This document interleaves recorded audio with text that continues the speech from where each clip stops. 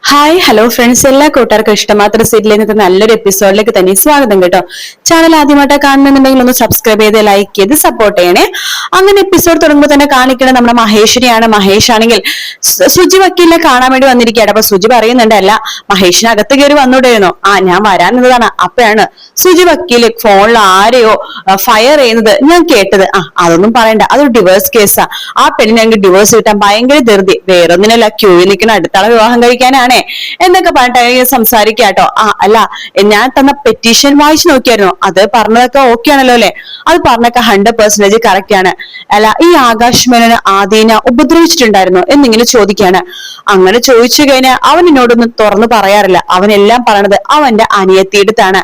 ആകാശ് മേനോൻ അങ്ങനൊന്നും ചെയ്യാനുണ്ടാവില്ലായിരിക്കും, കാരണം എന്നെ പേടിയാണ് ആകാശിന്, അതുകൊണ്ട്. പക്ഷെ ഒരു പ്രാവശ്യം അവനെ തള്ളിയിട്ട് അവനെ നെറ്റി മുറിഞ്ഞിട്ടുണ്ടായിരുന്നു. അതും എന്നോട് പറഞ്ഞതല്ല, അവന്റെ അനിയത്തിയെടുത്ത് പറഞ്ഞതാണ്. മോന് സമ്മർദ്ദം കൊടുക്കാറുണ്ടോ? ഡാഡിയുടെ കൂടെ വാ, ഡാഡിയുടെ കൂടെ വാ എന്ന് പറഞ്ഞിട്ട്. അങ്ങനെയൊന്നും ഉണ്ടാവാറില്ല വക്കീലെ എന്ന് മഹേഷ് പറയുമ്പോ, അത് ഞാൻ ഫുള്ളായിട്ട് വിശ്വസിക്കില്ല കേട്ടോ. എന്തെങ്കിലും ചെറിയ രീതിയിൽ സമ്മർദ്ദം കൊടുക്കുന്നുണ്ടാകും. അങ്ങനെയാണെന്നുണ്ടെങ്കിൽ എനിക്ക് നേരത്തെ അവന് എന്റെ അടുത്തേക്ക് പിടിച്ചു വെക്കായിരുന്നു. കാരണം ഞാനൊരു ഒറ്റ വാക്ക് പറഞ്ഞാൽ മതി, അവന്റെ മമ്മീനെ മുഖത്തടിച്ചിട്ട് എന്റെ കൂടെ ഇറങ്ങി വരെ ഒരു വാക്ക് മതി. എന്താ അതെന്ന് ചോദിക്കുമ്പോ, ഒരു കുറച്ചു നാളുകൾക്ക് മുമ്പ് എനിക്കൊരു ആക്സിഡന്റ് ഉണ്ടായിരുന്നു. ശരിക്കും അത് എനിക്ക് വെച്ച കെണിയല്ല, ഇഷിതേനെ കൊല്ലാൻ വേണ്ടി രചന വെച്ച കെണിയാണ്. അന്ന് ഇഷിത കാർ എടുത്തില്ല, പകരം കാർ എടുത്തത് ഞാനായിരുന്നു. ആക്സിഡന്റ് എനിക്ക് പെട്ടു. ഓഹോ, എന്നിട്ടത് കേസൊന്നും ആയില്ലേ? കേസായിരുന്നു. കേസായതിനു ശേഷം അതിലെ ഗുണ്ടകളെ പിടിക്കുകയും ചെയ്തു. രചനയാണ് അത് ചെയ്യിപ്പിച്ചെന്ന് അവര് സമ്മതിക്കുകയും ചെയ്തു. പിന്നെ ഇതിന്റെ പേരിൽ അവനൊരു പ്രശ്നം ഉണ്ടാവേണ്ട, അവന്റെ മമ്മി ഇങ്ങനെ ജയിലിൽ പോകേണ്ട കുറ്റവാളിയാണ് അവൻ അറിഞ്ഞ് വിഷമിക്കേണ്ട വെച്ചിട്ടാണ് ഈ കേസ് ഞങ്ങൾ പിന്നെ വലിയ സീനാക്കാതിരുന്നത്. പിന്നെ കോടതിയിൽ ഈ കാര്യങ്ങളൊന്നും പറയല്ലേട്ടോ വക്കീലെ. വക്കീലിനോടായോണ്ട് ഞാൻ പറഞ്ഞതേ ഉള്ളൂ, ഇതൊന്നും കോടതിയിൽ തുറന്നു പറയരുത്. ഞാൻ പറയൊന്നുമില്ല. അല്ല, മഹേഷിന ആകാശും രചനയും കാണാൻ പോയ വക്കീലിനെ കുറിച്ച് എന്തെങ്കിലും അറിയാവോ? ഇല്ല, ഞാൻ അതിനെക്കുറിച്ചൊന്നും അന്വേഷിച്ചില്ല. എങ്കിലേ ഞാൻ അന്വേഷിച്ചു. സൂര്യപ്രഭാകർ, അവരെയാണ് ആകാശ് കാണാൻ പോയിരിക്കുന്നത്. സൂര്യപ്രഭാകരോ? അതെ, അവരെ കുറിച്ച് കേട്ടിട്ടൊന്നുമില്ലേ? ഇല്ല, ഞാൻ കേട്ടിട്ടില്ല. എങ്കിൽ അവർ കുറച്ചൊരു തന്റെ ഉള്ളൊരു വക്കീലാണ്. പിന്നെ ഇവിടെ രചനക്ക് അനുകൂലമായിട്ട് ഒരു കാര്യമുണ്ട്, വേറൊന്നുമല്ല, രചന അതിനെ ആകാശ് വിവാഹം കഴിച്ചിട്ടില്ല. കോടതി നോക്കുമ്പോ ഇപ്പോഴും രചന സിംഗിൾ ആണ്. അതുകൊണ്ട് മോനെ നോക്കി നല്ല രീതിയിൽ നടത്തുന്ന ഒരു അമ്മ എന്ന രീതിയിൽ വേണമെങ്കിൽ അവർ വളച്ചൊടിച്ചെടുക്കും കേസ്. എന്തായാലും നമുക്ക് ശ്രമിക്കാം, കുഴപ്പമൊന്നുമില്ല. അല്ല, ഈ കേസ് നമുക്കാവാൻ വിധിയാവാൻ കുഴപ്പമൊന്നുമില്ലല്ലോ അല്ലെ? ആദ്യം സ്ട്രോങ് ആണെങ്കിൽ നമുക്ക് തന്നെ വിജയം ഉറപ്പാണ് എന്ന് സുജി വക്കീല് പറയാണ്. ശരി വക്കീലെ എന്ന് പറഞ്ഞിട്ട് മഹേഷ് അവിടെ നിന്ന് ഇറങ്ങുന്നുണ്ട്. പിന്നെ കാണിക്കണ സൂര്യപ്രഭാകറിനെ എന്ന് പറഞ്ഞ വക്കീലിനെയാണ്, ആകാശിന്റെ വക്കീലിനെയാണ്. അവരെ കാണാൻ വേണ്ടി ആകാശും രചനയും കൂടി അവരുടെ അടുത്തേക്ക് വന്നിരിക്കാട്ടോ.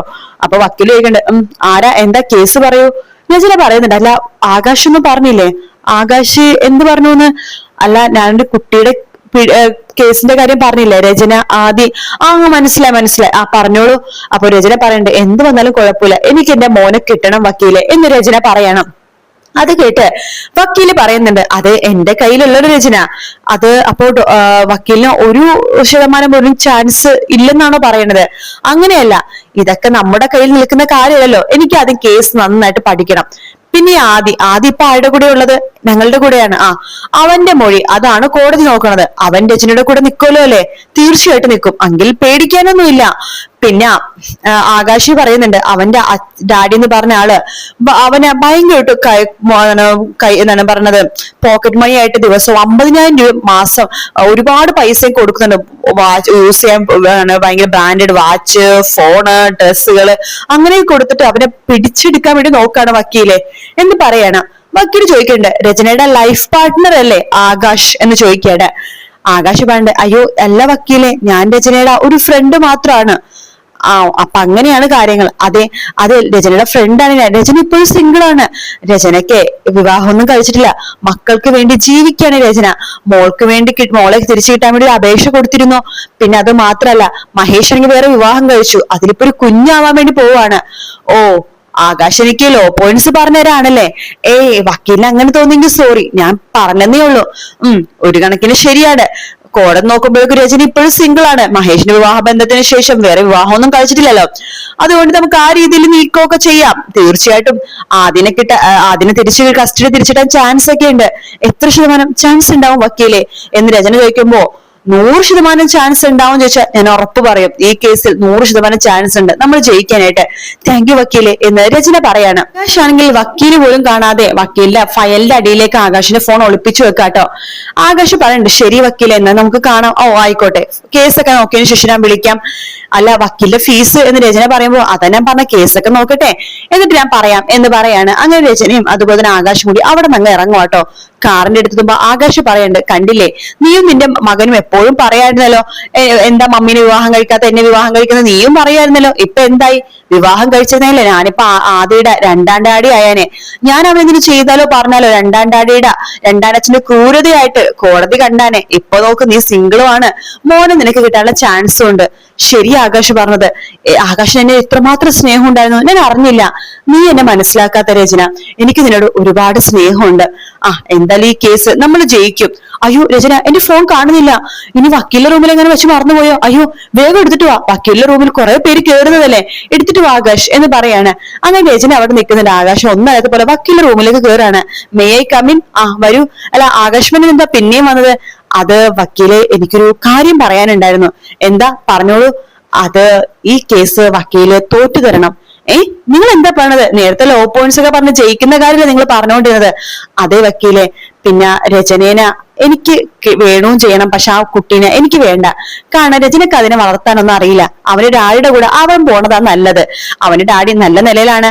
2ാം അമ്മ പറഞ്ഞ ഇഷിത ഡോക്ടറാണ്. അവര് നല്ല രീതിയിലാണ് പഠിപ്പിച്ച് നല്ല നിലയിൽ എത്തിക്കും. രചനക്ക് അതിനുള്ള കഴിവൊന്നുമില്ല. ആ കുട്ടിയുടെ ഭാവി ആലോചിച്ച് അവര് ഡാഡിയുടെ കൂടെ വിടുന്നതാണ് വക്കീലും നല്ലത്. എനിക്ക് നിങ്ങളെ മനസ്സിലാവുന്നില്ല ആകാശ്, നിങ്ങളൊരു കുറുക്കൻ തന്നെ.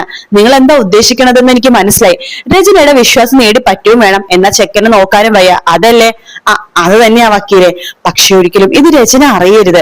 അത്രമാത്രമേ എനിക്ക് വക്കീലിനോട് പറയാനുള്ളൂ. ഈ കോടതിയിൽ ഈ കേസ് വക്കീല് തോറ്റു തരുവാണെങ്കിൽ വക്കീലിന് ഇതിന് ഇരട്ടി ഫീസ് ഞാൻ തരാം എന്ന് പറഞ്ഞിട്ട് ആകാശ് ഫോൺ എടുത്തിട്ട് പറയുന്നുണ്ട് വക്കീലിന്റെ ഫോണൊന്ന് നോക്കിക്കേ എന്ന് പറയുമ്പോ വക്കീല് ഫോൺ നോക്കുമ്പോ നെട്ടിപ്പോവാട്ടോ. ആകാശ് പറയുന്നുണ്ട് കണ്ടില്ലേ, ഞാനിപ്പോ 50,000 റുപ്പീസ് ഇട്ടിട്ടുണ്ട്. ഇത് വെറും ടോക്കൺ അഡ്വാൻസ് മാത്രം. ഈ കേസ് തോറ്റു തരാണെങ്കിൽ ഒരുപാട് പൈസ ഞാൻ വക്കീലിന് തരാം. ഓക്കെ ശരി ഞാൻ ആലോചിക്കട്ടെ എന്ന് വക്കീലും പറയാണ്. ആകാശ് സന്തോഷത്തോടെ നടന്ന് പോകുന്നുണ്ട്. വക്കീലിനും സന്തോഷമാവട്ടെ, കേസ് തോറ്റു കൊടുത്താൽ പൈസ കിട്ടുമല്ലോ. അതുകൊണ്ട് കേസ് തോറ്റു കൊടുക്കാൻ തന്നെ തീരുമാനിക്കുകയാണ് ആകാശിന്റെ രചനയുടെ വക്കീൽ കേട്ടോ. പിന്നീട് കാണിക്കുന്ന മഹേഷിനെയാണ്. മഹേഷിനും അതുപോലെ തന്നെ നമ്മുടെ ഇഷിതയും രാമനാഥനും സ്വപ്നവലി രാത്രി സംസാരിച്ചുകൊണ്ടിരിക്കുകയാണ്. രാമനാഥൻ പറയണ്ടേ നിങ്ങൾ ചെയ്ത് നല്ല കാര്യമാണ്, അതിന് ഇവിടെ എത്തിക്കാൻ വേണ്ടി ഞങ്ങൾ എത്രമാത്രം പ്രയത്നിച്ചതാണ്. എന്തായാലും അവനായിട്ട് തന്നെ ഇവിടെ വരാന്ന് പറഞ്ഞല്ലോ. കോടതിനെ സമീപിച്ച് നന്നായി. എന്തായാലും കോടതിയിൽ അവന്റെ വാക്കുകളെ കോടതി കേൾക്കുള്ളൂ. അവൻ ഓക്കെ പറയുകയാണെങ്കിൽ അവനിവിടെ വരും തന്നെ ചെയ്യാം എന്നൊക്കെ നമ്മുടെ രാമനാഥൻ പറയുന്നുണ്ട്. മഹേഷ് പറയുന്നുണ്ട് അത് അച്ഛൻ വെറുതെ തള്ളിക്കളയാൻ പാടില്ല, ചെറിയ പ്രശ്നങ്ങളൊക്കെ ഇതിന്റെ പിന്നിലുണ്ട്. പക്ഷെ എന്നാലും ആദിയുടെ വാക്ക് അത് ശരി തന്നെയാണ് എന്നൊക്കെ പറഞ്ഞുകൊണ്ടിരിക്കുക ഇഷിതക്ക് ചെറിയ വേദന പോലെ വരും കേട്ടോ.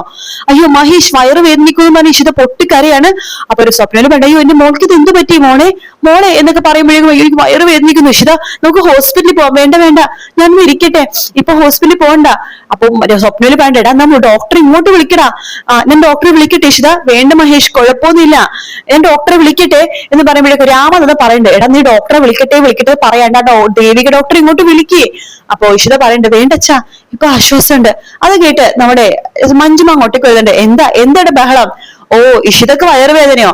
എന്നാ ഹോസ്പിറ്റലിൽ കൊണ്ട് കാണിക്കടാ, ഇഷിത വലിയൊരു ഡോക്ടറാണല്ലോ, എന്നിട്ട് പോലും ഇവർക്ക് ഇതൊന്നും അറിയില്ലേ എന്ന് പറയാണ്. വല്ല ഗ്യാസും ആയിരിക്കും എന്ന് ഞാൻ പറയണ്ട്. ഇഷിത പറയണ്ട് ഇപ്പൊ ആശ്വാസമുണ്ട്, എനിക്കൊന്ന് കിടന്നാ മതി.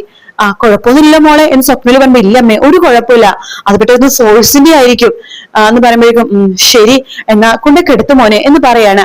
അങ്ങനെ ഇഷിതനെയും കൂട്ടിക്കൊണ്ട് മഹേഷ് റൂമിൽ കിടത്താൻ വേണ്ടി പോവാണ്. മഞ്ജുമ എടുത്ത് പറയണ്ട് രാമനാഥൻ ഇടി നിനക്ക് വായിൽ നാക്കൊണ്ട് അടങ്ങിയിരുന്നൂടെ?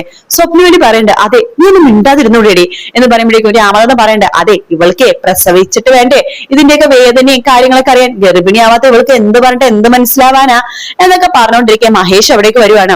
ഇഷിതനെ കിടത്തിയതിനു ശേഷം നിങ്ങൾ ഇപ്പൊ പറഞ്ഞ വർത്താനം ഇനി പറഞ്ഞാലുണ്ടല്ലോ ഈ വീടിന് പുറത്തായിരിക്കും എന്നൊക്കെ മഹേഷ് മഞ്ജുമടുത്ത് പറയുന്ന ഭാഗത്തോടെ എപ്പിസോഡ് തീരുന്നു കേട്ടോ. നാളത്തെ പ്രൊമോയില് നമ്മുടെ വക്കീല് ആദ്യത്തെ ഒരുപാട് ക്വസ്റ്റ്യൻസ് ഒക്കെ ചോദിക്കുന്നുണ്ട്. ആദ്യം അതിനെ മറുപടി പറയുന്നുണ്ട്. ആകാശ് ചിരിച്ചുകൊണ്ട് വക്കീൽ ഓഫീസിന്റെ ഫ്രണ്ടിൽ ഇരിക്കുന്നുണ്ട്. മഹേഷും അതുപോലെ ഇഷിതയും കൂടി അങ്ങോട്ടേക്ക് വരുന്നുണ്ട്.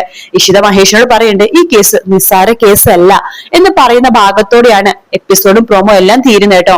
വീഡിയോ ഇഷ്ടപ്പെട്ടാൽ ലൈക്ക് ചെയ്യുക, സബ്സ്ക്രൈബ് ചെയ്യുക, കമന്റ് ചെയ്യുക. മറ്റൊരു വീഡിയോ കാണാൻ. Take care, bye bye.